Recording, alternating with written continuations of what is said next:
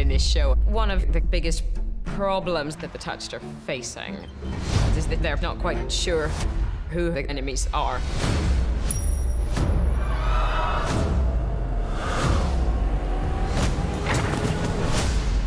How are we going to deal with those fellas? We're going to the opera. See, they already got a plan. Within the show, we have some amazing opponents, and I think opponents is a better word than villains because everyone's human.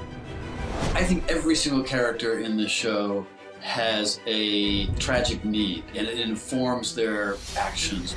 No one is purely evil. They may end up doing really awful things, but because they feel like they have to. And I think that makes every character relatable. The Touched can't see their enemies, and they face a society that doesn't want them there. Right! There's a lot of ignorance towards people who are touched, and they're definitely ostracized. Amalia knows the possible enemies. She knows that obviously Melody is an enemy of this society, but they don't know what Melody's aim is. Melody's mission is to inflict pain on other human beings. If she starts to feel love, she becomes weak and powerless, and that's what Melody doesn't want to be. She's on a rampage to kill all the doctors who physically and mentally abused her. She chooses to get out there and seek revenge. She wants the world to know her pain. I've got so much empathy for Melody, because people aren't born that vindictive.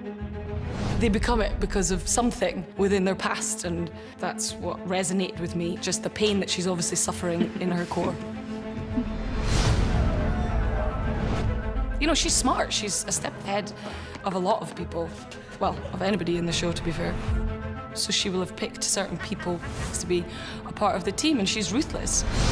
Either I am here for a reason, or for a bonfire. When we meet Annie in the show, you're seeing the more darker sides of her personality, and that's how I was introduced to the character. I don't mind crazy, but I can't work with stupid. Seeing a woman who was just so fearlessly going after what she wanted. Here, straight to Dicker's Wharf, belongs to Bonfire Annie. And if she grows and she changes, she starts to understand the world around her and communicate in a slightly different way than when we first meet her. Attached. We're being attacked, locked up, and thrown in the street. You know what a better world could be like. It isn't real. It's a fantasy. And it's not until later that she starts to soften a bit and become more of a team player, which is an interesting conflict for someone like Annie, I think. I think Annie and a lot of the other sort of rebel outcasts are drawn to that unapologetic power of being yourself and standing up against a society that has shunned you and wants you to hide away and disappear. The Touched are going to change things. I want them under control. Manson is not just a villain, but clearly he is, for our purposes, a villain. But he has an agenda. He thinks the way things are should be a very patriarchal model. And the problem is that these disenfranchised people who are touched around London represent something very unsettling to the social model. So he's about destroying the touched. We always ask ourselves about villains, how did they get to be like this? With Manson, he lost his wife young, and now he's lost a child. Manson's personal tragedy fortifies his allegiance to the larger British Empire. And so he will do whatever it takes to keep the social model remaining exactly as it was. If London is going to be saved from chaos, it needs to see chaos. Amalia's not quite sure who her enemies are. With the Beggar King, he can be on her side if she so wishes, but she can't be sure of that. It's called the Beggar King because when he started, he was a beggar, and he's grown in the ranks to become a king. You know why they call me the Beggar King?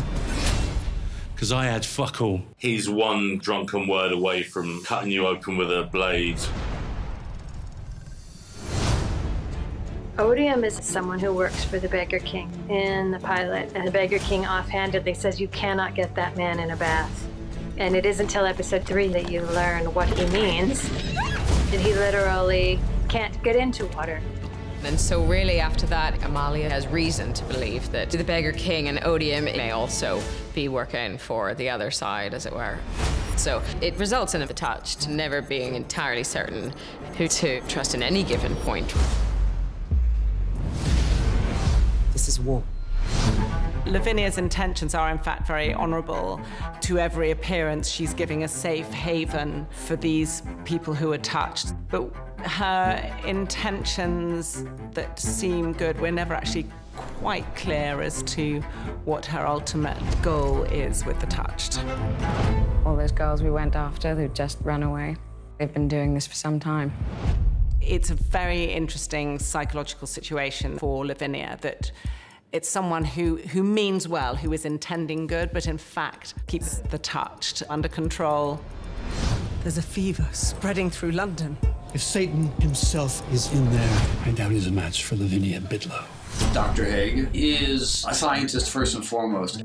I am looking for someone to do a special study with at my facility. Haig has no good intentions towards the touched, and he does bear primary responsibility for launching Malady's career. Certainly, if you had your skull open and your brain played with, you would not have good feelings about that man in particular.